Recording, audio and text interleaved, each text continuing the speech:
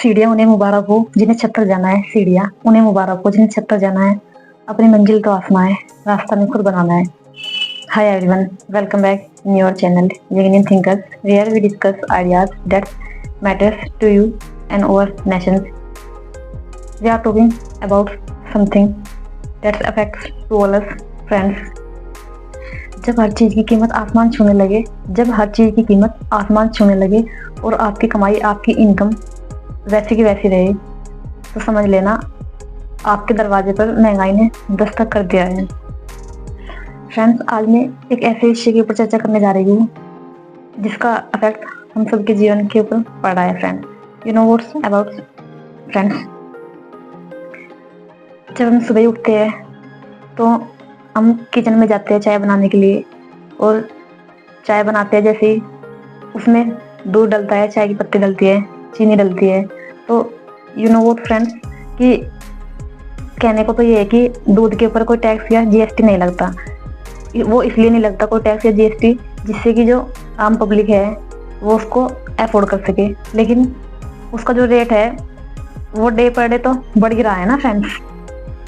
50 से 55 किलो 2023 में बिका और 60 से 65 2024 में बिका। अब आप देख लो 2025 चला हुआ है तो शायद इसमें कितना पहुंची। और ये तो जो पैकिंग का दूध होता है ये तो इसकी बात कर ली, और जबकि जो ओरिजिनल प्योर दूध होता है, जो गांव में जो दूध बिकता है, जिसका एक्सपोर्ट होता है, तो शहर तक आते आते वो 80 केजी लीटर हो जाता है। यू नो व्हाट फ्रेंड्स, तो कहने को तो ये है ना कि दूध के ऊपर जीएसटी नहीं लगती, बाकी जितना भी हमारे फूड्स पदार्थ होते हैं, चाहे वो आपका दाल हो, चावल हो, गेहूँ हो, पिसा हुआ आटा हो, उसके ऊपर 5% जीएसटी गवर्नमेंट लगाती है और बाकी के ऊपर नहीं लगाती। जबकि सच तो ये है कि 5% जीएसटी लगाती है, और जो 18% जीएसटी लगती है वो जितने भी आपके ड्रिंकेबल होते हैं, चाहे वो कोल्ड ड्रिंक हो या फिर चाहे वो आपके खाने का कोई भी ऐसा हो। यू नो व्हाट फ्रेंड्स, जो आप स्टेशन पर, रेलवे स्टेशन में पानी की बोतल जो लेते हो ना, उसको उसमें भी हमें 18% जीएसटी देनी पड़ती है। पहले वही बोतल 15 रुपए की मिल जाती थी, अब वही बोतल 25 से 30 रुपए की मिलती है। तो यू नो व्हाट फ्रेंड्स की डे पर डे महंगाई की दर इतनी तेजी से रफ्तार पकड़ रही है कि जिससे कि इसका जो इफेक्ट है हमारी जो रोजमर्रा की जो लाइफ है इसके ऊपर कितना पड़ता है, आप इस चीज का अंदाजा नहीं लगा सकते। दोस्तों, चाय पीने के बाद फिर आदमी मार्केट में जाएगा खाना खाने के लिए, सब्जी वब्जी लेने के लिए। तो सब्जी जैसे हम मार्केट में एंटर करते हैं तो हमें देखने को मिलता है कि सब्जियों का जो रेट है ना वो आसमान छू रहा है। तो जाए भी तो कहाँ जाए, आम आदमी कहाँ जाए, एक मध्यम वर्ग का आदमी कहाँ जाए। आपका जो लहसुन है वो पहले 40 रुपए केजी मिल जाता था, अब वो 400 रुपए केजी हो रहा है। आप ये अंदाजा लगा लो कि उसमें 900% बढ़ोतरी हुई है। और बाकी जितने भी आपके हरी सब्जियां है, कोई भी सब्जी ऐसी नहीं है कि जो 60 रुपए से कम हो, 60-70 की रेंज में है, और इससे ऊपर है 50 से कम तो कोई भी हरी सब्जी नहीं है। तो कहने को ये है कि फ्रूट्स पे और सब्जियों पे जीएसटी नहीं लगती, लेकिन फिर भी उनमें महंगाई तो लग रही है, 100% बढ़ रही है। 60-70 रुपए से कम कोई भी सब्जी नहीं है आज की डेट में। तो यू नो व्हाट फ्रेंड्स कि आम आदमी कहाँ जाए, क्या खरीदे और क्या खाए।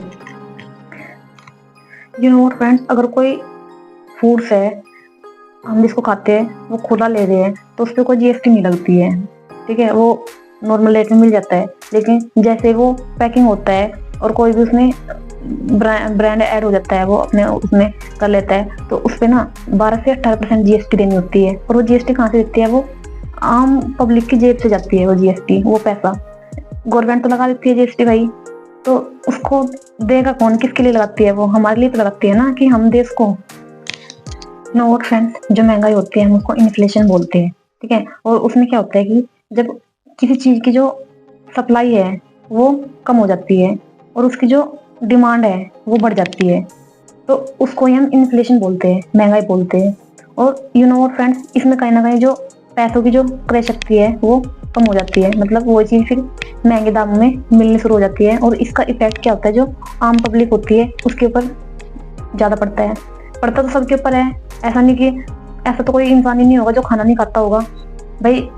दूध, चाय, ये सब तो सभी पीते हैं ना, पानी सब पीते हैं, उसमें अगर हम बोतल पैकिंग वाला पानी पियेंगे तो उससे 18% जीएसटी लगती है, ठीक है। और जितना भी ड्रिंकेबल होता है टोटल, चाहे वो जूस से लगा के कुछ भी आपका ड्रिंकेबल हो सकता है, वो 18% हमें देना ही देना होता है अगर हम पैकिंग का ले रहे हैं। अगर हम पैकिंग करना ही ले रहे हैं तो फिर तो चाहे आप नल का भी पी सकते हो पानी, उसमें तो फिर कोई वो है नहीं, तो आपको अपने अकॉर्डिंग सूटेबल जैसा भी रहेगा उसके अकॉर्डिंग लेना पड़ेगा।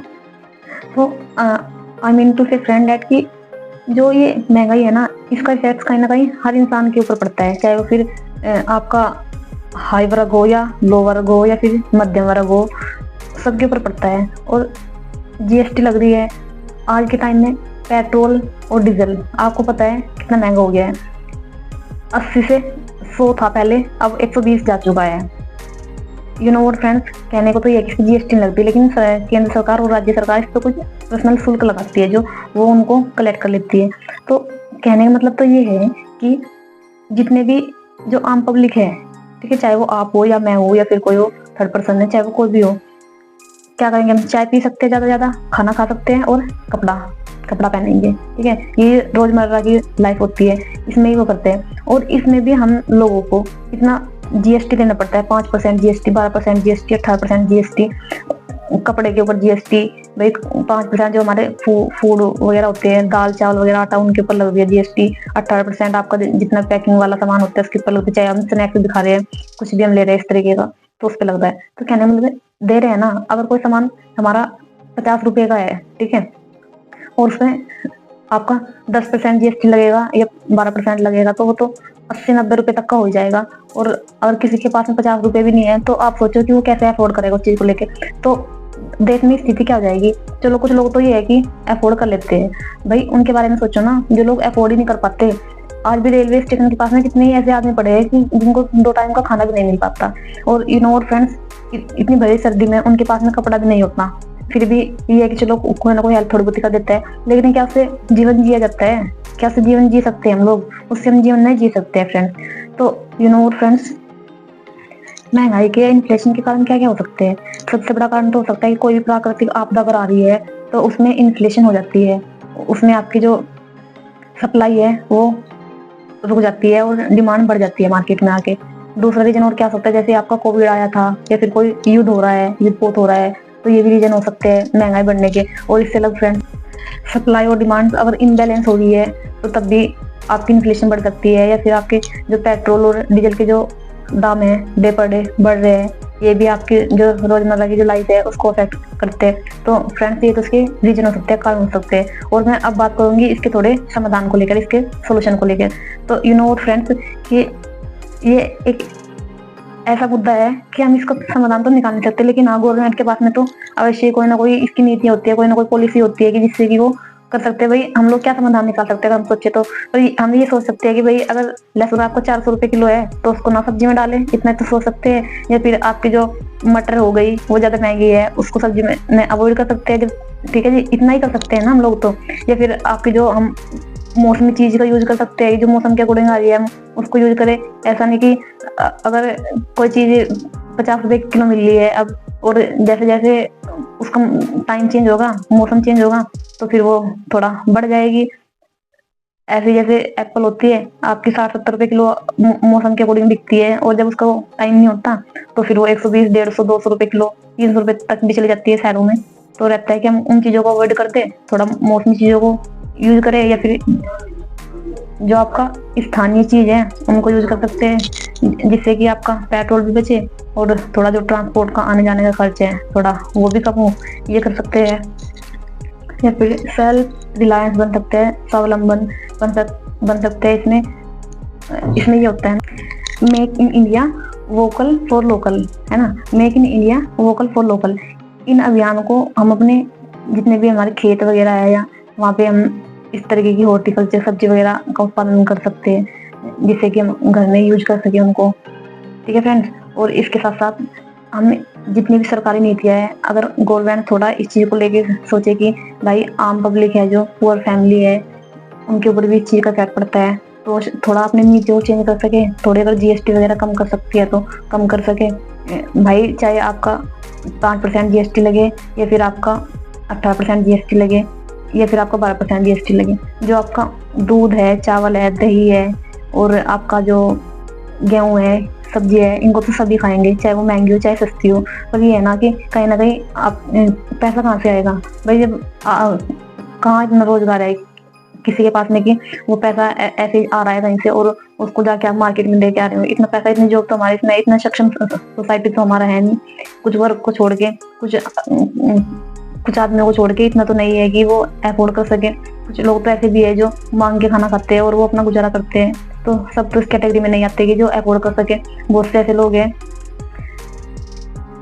फ्रेंड्स, जीएसटी या टैक्स का सीधा असर महंगाई के ऊपर पड़ता है और उसका सीधा असर आम जनता के ऊपर पड़ता है। और ये आम जनता के लिए चुनौती है। आम जनता के लिए क्या दोस्तों, ये तो सबके लिए, चाहे वो हाई वर्ग हो, मध्यम वर्ग हो या मध्यम से नीचे वर्ग हो, ये सबके लिए चुनौती होती है महंगाई। इसमें तो हम ये भी नहीं कह सकते कि ये केवल कुछ ही लोगों को अफेक्ट करती है, ये तो सबको ही अफेक्ट करती है। फ्रेंड्स, कि आपको पता है कि पैसा कहीं से ऐसे नहीं आता, बहुत मेहनत करनी पड़ती है तब जाके पैसा आता है। और अगर फिर उसको हम कुछ विशेष सामान के ऊपर खर्च कर देंगे तो फिर फ्रेंड्स, फैमिली में बच्चे भी है और भी खर्चे होते हैं, किसी के पास कर्ज भी होता है, वो सब चीजें उनको देखनी पड़ती है ना। तो ऐसा नहीं है ना कि केवल खाना खाना ही है बस सब कुछ है। इससे अलग भी बहुत उद्देश्य होते हैं, बहुत काम होते हैं, वहाँ पे भी पैसा खर्च होता है। फ्रेंड्स, मैं क्या कहना चाह रही हूँ कि ऐसा नहीं है कि बस हम केवल खाने को टारगेट करें। चलो ठीक है, रोटी चाहिए सबको, कपड़ा चाहिए, सर के ऊपर छत चाहिए, ठीक है, लेकिन इससे अलग भी बहुत चीजें होते हैं। अगर फैमिली है, बच्चे भी है घर में और उनका एजुकेशन का खर्च भी है। फ्रेंड्स, जो आपका स्टेशनरी सामान होता है ना, उस पर भी गवर्नमेंट ने 12% तक समथिंग जीएसटी ले रखी है। जो आपका पेन, पेंसिल, रबड़, कॉपी, उसमें भी जीएसटी काउंट होती है। एक पेन अगर होता है ना, उस पर भी जीएसटी लगती है क्योंकि वो पैकिंग में होता है। तो फ्रेंड्स, कि जाए तो फिर कोई कहाँ जाए। फ्रेंड्स, मेरे तो आप लोगों से बस ये गुजारिश है कि अगर मेरे मुंह से अगर वर्ड निकल गया तो उसके लिए मैं क्षमा चाहूंगी। और मेरे आप लोगों से एक रिक्वेस्ट है कि जैसे भी आपको मेरी ये वीडियो लगे, इसका थोड़ा मुझे आप फीडबैक कमेंट बॉक्स में जरूर दीजिएगा। और अगर आपको अच्छी लगे ये वीडियो तो उसको थोड़ा सपोर्ट कीजिएगा, थोड़ा लाइक वाइक कीजिएगा और थोड़ा चैनल वगैरह को भी सब्सक्राइब वगैरह कर दीजिएगा। फ्रेंड्स, फ्रेंड्स, आज तक मैंने आपको कभी इस तरह की कोई बात नहीं बोली कि आप मेरी वीडियो को शेयर करो या वो करो। बस ये कि अगर ये आपको हेल्पफुल लगे तो आप इसको थोड़ा सपोर्ट कीजिएगा। और थैंक यू दोस्त, लास्ट में thank you so much, thanks for being a part of this journey. Thank you जय।